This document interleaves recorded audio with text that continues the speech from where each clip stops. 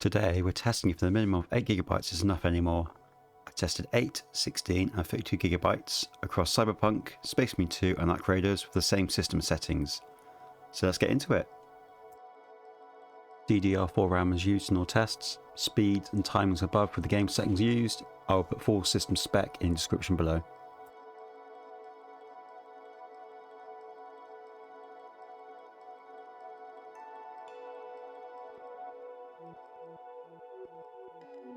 The overhead performance using 8GB of RAM was too much for OBS. This screenshot shows performance while using OBS Studios.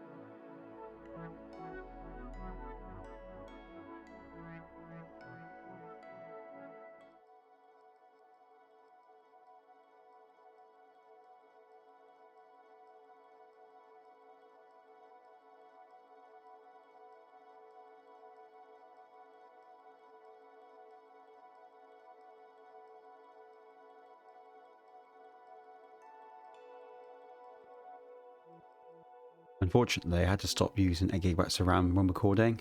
Anything above 100 FPS was causing frame rate issues on the exported MP4 file.